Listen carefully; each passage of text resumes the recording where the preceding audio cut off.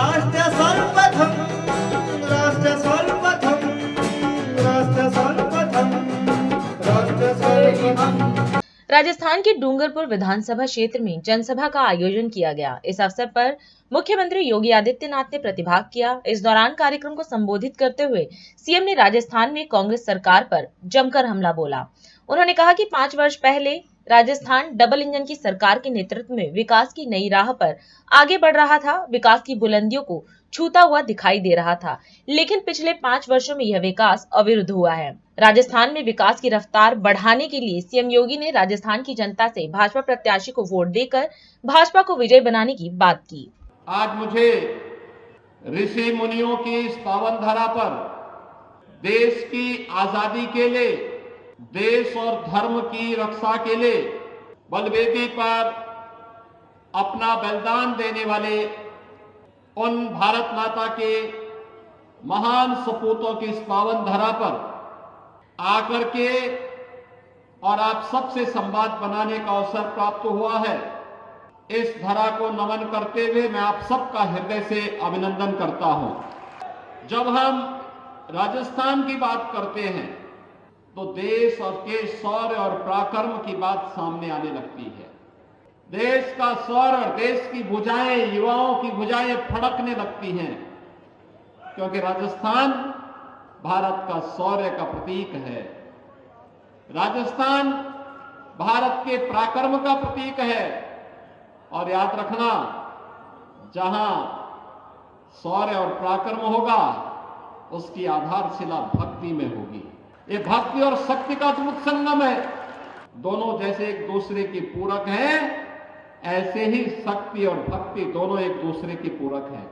और राजस्थान देश और दुनिया में उसका प्रतीक है, उसका सिंबल है। राजस्थान पिछले 5 वर्ष से करा रहा है। 5 वर्ष पहले राजस्थान डबल इंजन की सरकार के नेतृत्व में विकास की एक नई राह पर आगे बढ़ा था। विकास की बुलंदियों को छूता हुआ दिखाई दे रहा था। विकसित राज्यों की श्रेणी में आता हुआ दिखाई दे रहा था। राजस्थान, जिस राजस्थान का अपना गौरवशाली इतिहास है, जिस राजस्थान ने देश की आजादी के बाद देश की लोकतंत्र को जब कभी कुचलने का प्रयास हुआ था, उस दौरान श्री भैरव सिंह शेखावत जी के नेतृत्व में बनी गैर कांग्रेसी सरकार के नेतृत्व में एक नई राह पकड़ी थी कि हम विकास भी करेंगे, पर्यटन की सुविधाओं का विकास भी करेंगे और रोजगार का सृजन भी करेंगे, अन्नदाता किसानों के चेहरे पर खुशहाली भी लाएंगे। इस दिशा में जो एक प्रयास प्रारंभ किया था, तेजी के साथ आगे बढ़ते हुए श्रीमती वसुंधरा राजे जी के नेतृत्व में, इससे पहले विकास की जिन नई ऊंचाइयों की ओर, बुनियादी सुविधाओं को आगे बढ़ाने की ओर जिस राजस्थान ने तेजी के साथ कदम बढ़ाए थे, पिछले 5 वर्ष में वह तो अवरुद्ध हुआ ही। इन 5 वर्षों में राजस्थान भ्रष्टाचार में नंबर 1 आ गया। भाइयों बहनों, इसीलिए आज मैं आपके पास आया हूं। जब भारत बदल रहा है, प्रधानमंत्री मोदी जी के नेतृत्व में एक नए भारत का दर्शन 142 करोड़ की भारत की जनता कर रही है, और जब पूरी दुनिया के अंदर भारत का सम्मान हो रहा है।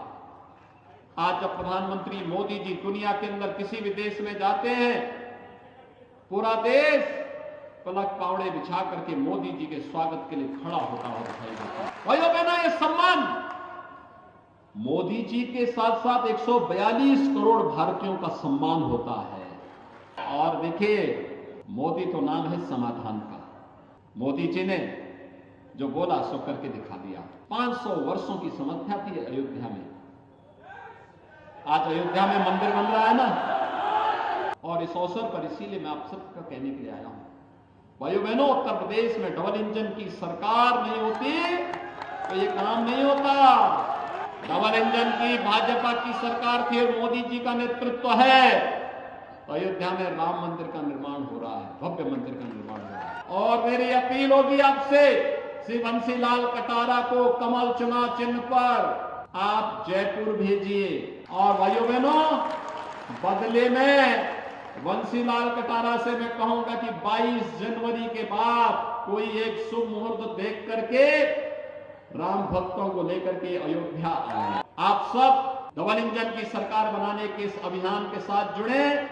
और भाइयों बहनों, बंसीलाल कटारा अपने कर्तव्यों का निर्वहन करने के लिए आगे डटेगा। इस विश्वास के साथ 25 नवंबर को कमल चुनाव चिन्ह पर भारतीय जनता पार्टी के प्रत्याशियों को भारी बहुमत से विजयी बनाने की अपील आप सबसे करते हुए अपनी वाणी को देता हूं विराम।